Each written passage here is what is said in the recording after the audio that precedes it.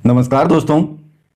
देखिए मित्रों, साइकोलॉजी में एक टॉपिक है आपका आरटी एक्ट 2009 यानी शिक्षा का अधिकार अधिनियम 2009 और उसके अंतर्गत 38 धाराएं आती हैं आपकी। उनमें से जो धारा 25 है उसमें बता रखा है छात्र और जो शिक्षक हैं एक विद्यालय में प्राथमिक स्तर पर कितना अनुपात होना चाहिए और उच्च प्राथमिक पर कितना अनुपात होना चाहिए। साथ साथ में जो शिक्षकों के लिए शैक्षिक घंटे निर्धारित किए गए हैं उनको भी अच्छे से इस वीडियो के माध्यम से जानते हैं। एक विद्यार्थी ने कमेंट किया था कि सर ये थोड़ा सा समझाइएगा आप क्या दे रखा है इसमें।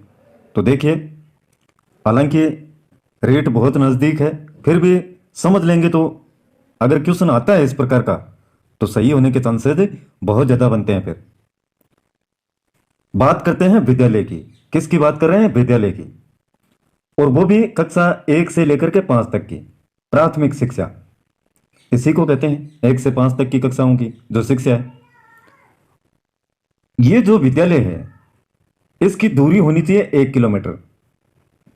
उच्च प्राथमिक नाम दे दे मित्रों तो 2 किलोमीटर दूरी, और प्राथमिक है यानी छोटे बच्चों की बात हो रही है तो दूरी भी क्या होनी चाहिए? कम ही होनी चाहिए। तो इसीलिए क्या दिया गया है? 1 किलोमीटर दूरी, यानी घर के नजदीक जितना हो उतना उसको विद्यालय प्रोवाइड किया जाए सरकार के द्वारा, जिससे जाने में किसी प्रकार की समस्याएं न हो। अब विद्यार्थी और शिक्षक का अनुपात देखते हैं कि विद्यार्थी कितने विद्यार्थियों पर कितने शिक्षक होने चाहिए विद्यालय में। ये विद्यार्थी दे रखे हैं, देखिए 60 विद्यार्थी अगर किसी विद्यालय में हैं प्राइमरी शिक्षा में, प्राथमिक शिक्षा में 5वीं तक की कक्षाओं में, तो वहां पर 2 शिक्षकों की आवश्यकता पड़ती है। ये आपका आरटी 9 2009 ये कहता है। अब इसके आधार पर नियम बना दिए गए हैं तो उन्हीं को अपने को फॉलो करना पड़ेगा। तो 30 विद्यार्थियों पर कितना हो गया? फिर एक शिक्षक रखा जाएगा। देखिए 60 30 का डबल कितना हुआ? 60 हो गया।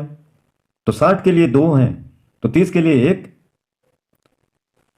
इसी प्रकार से ये दे रखा है 61 से 90, यानी 90 विद्यार्थी किसी विद्यालय में हैं 5वीं तक की कक्षाओं में तो 3 शिक्षक हो जाएंगे। इसी प्रकार से ये देखिए ये भी आंकड़े हैं। लेकिन यहां पर यह भी बताया गया है कि अगर किसी विद्यालय में 121 से लेकर के 150 विद्यार्थी हैं तो उसमें कितने होंगे आपके? 5 तो अध्यापक हैं, साथ साथ में एक प्रधानाध्यापक है, वो भी रखना जरूरी है।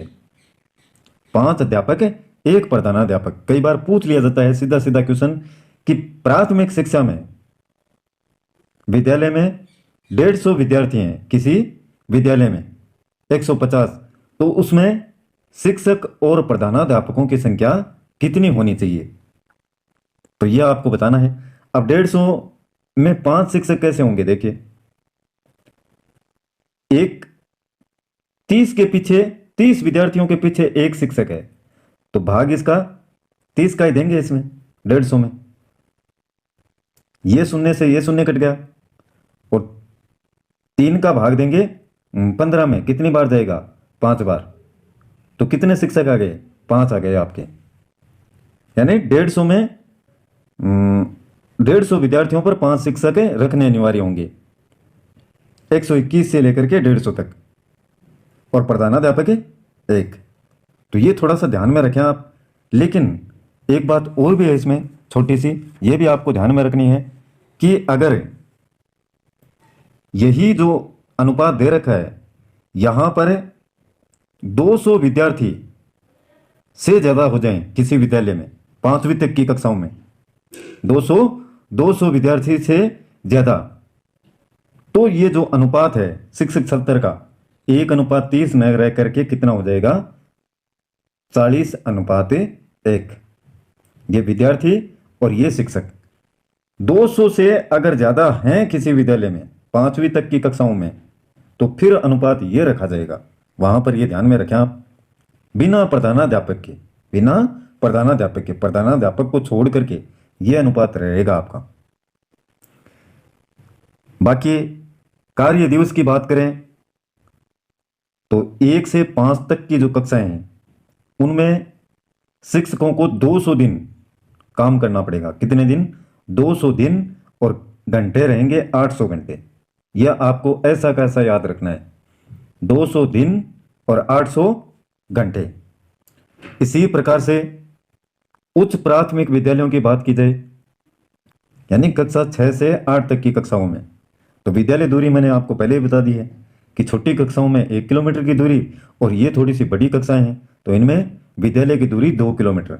यानी ये इतने सक्षम हो गए हैं, इतने बड़े हो गए कि 2 किलोमीटर तो आराम से जा सकते हैं।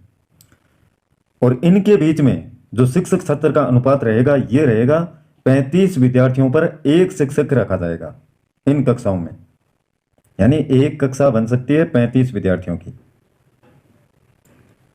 और इसमें कुछ खास बातें भी हैं, जैसे विज्ञान, गणित, सामाजिक, ये ऐसे विषय हैं इन कक्षाओं में 6 से लेकर के 8 तक में जिनमें इनके शिक्षक रखना अनिवार्य है। यह आपका आरटी 2009 कहता है।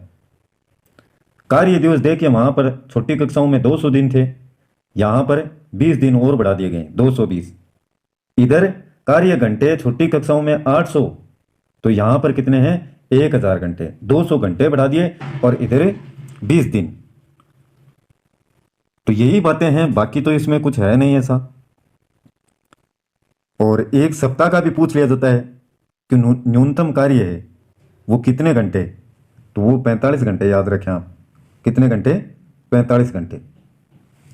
शिक्षण के लिए एक सप्ताह में न्यूनतम कार्य 45 घंटे होते हैं, जिसमें आपके जो तैयारी के घंटे हैं वो भी शामिल होते हैं। और भी बहुत सारी बातें हैं, मैंने आपको प्रत्येक बातें आपको पहले भी बता चुका हूं कि जो विद्यालय में बच्चे आते हैं उससे 1 घंटे पूर्व है शिक्षक को आना अनिवार्य होता है, और बच्चों के जाने के 1 घंटे बाद शिक्षक को जाना होता है। तो ये थोड़ी सी मोटा मोटी तौर पर बातें हैं, इनको ध्यान में रखिएगा।